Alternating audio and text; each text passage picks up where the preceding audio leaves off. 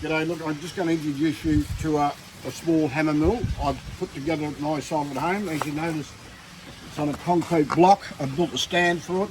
So the hammer mill itself is only this unit here. This one here, the smallest one, weighs roughly around about 120 kilos all up, right? It's got the hammer mill here, just into the here, right? Now the discharge or the we've got a little strainer on this, so you'll get a certain size discharge. It's 2 to 4 mil, and you can feed it up to 60 mil. Now, I don't think that's really correct. You really got to keep it smaller than that. All right, and this is a 240 volt, 2.5 kilowatt, travels at 1400 revs per minute. Now the motor, belt, all that stuff here, I have just run through just a normal 240 volt system, but I have an overload on this, but also on a box. So if you jam it up, it overloads, and when it overloads, you're not going to burn out the motor. So that's important. Now, as far as this goes, like I said, the feed rate, they've got a little trap door in here, if you look in there. And when you put the gear in, you just put your stone, you just put it in there, right? I'll show you. These are the hammers, right? So this one here comes with 3 hammers. Now, I've actually put a hard face weld on these, top and bottom.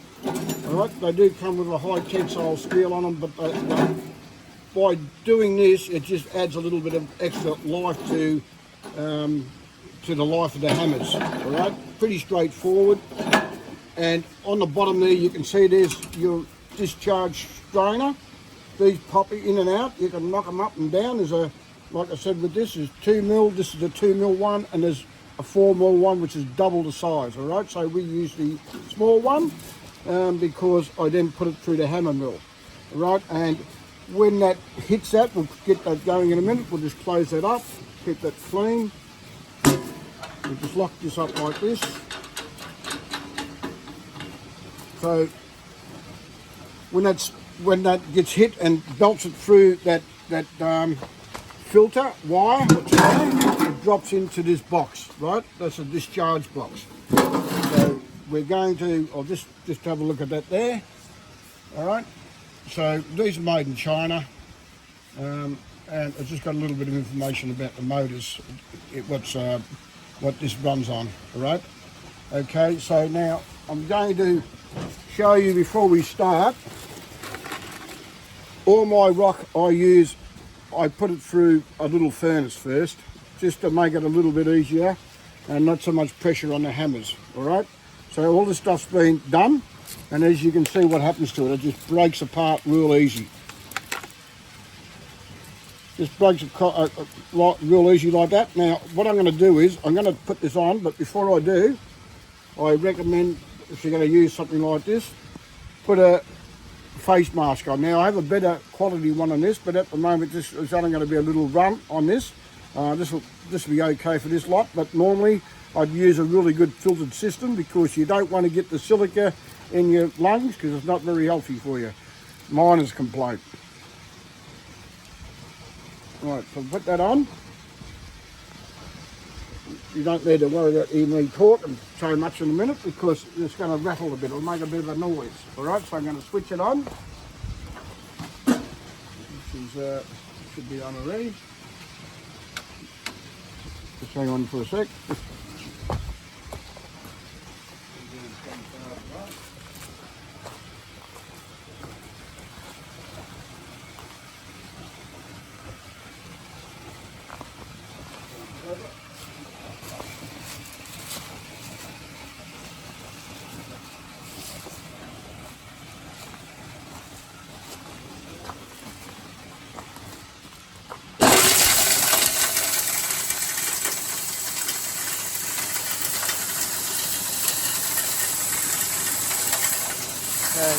Put that in.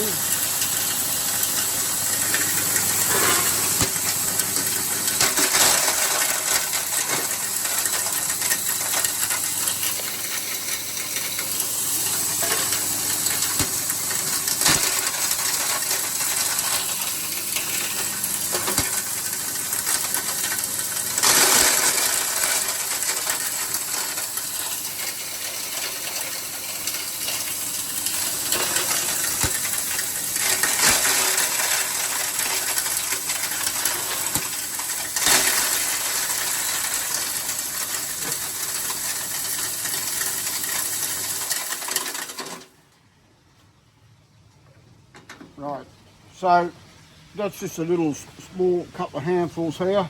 I'll just show you what happens and this, what the rock ends up like. It's 2 mil or less, right?